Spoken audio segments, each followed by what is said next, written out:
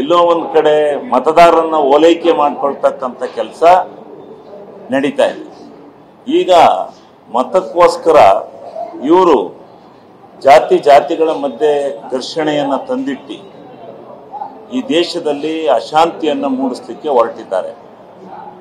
ಬಿಜೆಪಿಯವರಿಗೆ ಇನ್ನೇನು ಕೆಲಸ ಇಲ್ಲ ಮಾಡಕ್ಕೆ. ಕೆಲಸ ಇದ್ದಿದ್ರೆ ಕೆಲಸ ಮಾಡೋರು, ಅವ್ರದೇ ಹತ್ಕೊಂಡು ಉರಿತಾ ಐತೆ, ಅದನ್ನು ಶಮನ ಮಾಡ್ಕೊಳ್ಳೋದು ಬಿಟ್ಟು ಇವರು ಉದಯಗಿರಿಲಿ ಯಾರೋ ದುಷ್ಟರು ಅಶ್ಲೀಲವಾದಂಥ ದೃಶ್ಯಗಳನ್ನು ಹಾಕಿದ್ರು.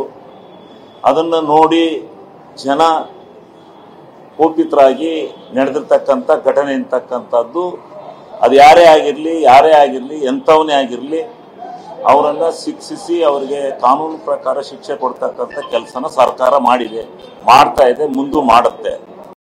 ಆದರೆ ಇವರು ಆ ನಡೆದೋಗಿರ್ತಕ್ಕಂಥ ದುಷ್ಟರು ಯಾರ ಕೆಲಸ ಮಾಡಿದರೆ, ಪ್ರಜಾಪ್ರಭುತ್ವ ವ್ಯವಸ್ಥೆ ಒಳಗೆ ನಮ್ಮ ಸಂವಿಧಾನದಡಿ ನಾವೇನು ಬರ್ಕೊಂಡಿದ್ದೀವಿ, ಪ್ರತಿಯೊಬ್ಬರಿಗೂ ಸಮಾನ ಹಕ್ಕು ಸಮಾನವಾದಂಥ ವ್ಯವಸ್ಥೆಯನ್ನು ನಾವು ಮಾಡ್ತೀವಿ ಅಂತೇಳಿ ಮಾಡ್ಕೊಂಡಿದ್ದೀವಿ. ಅದನ್ನು ಬಿಟ್ಟು ಈ ಬಿಜೆಪಿಯವರಿಗೆ ಇನ್ನೇನು ಕೆಲಸ ಇಲ್ಲ, ಬರೀ ಒಪ್ಪು, ಅದರಲ್ಲಿ ಏನು ಸಿಗಲಿಲ್ಲ. ಆಮೇಲೆ ಈ ಉದಯಗಿರಿ ಇಟ್ಕೊಂಡರೆ ಇವ್ರು ಹಿಂಗೆ ಎಲ್ಲ ಘಟನೆಗಳನ್ನು ಅಭಿವೃದ್ಧಿ ಕಡೆ ಕೊಡತಕ್ಕಂಥ ಕೆಲಸನ ಮಾಡೋದಿಲ್ಲ.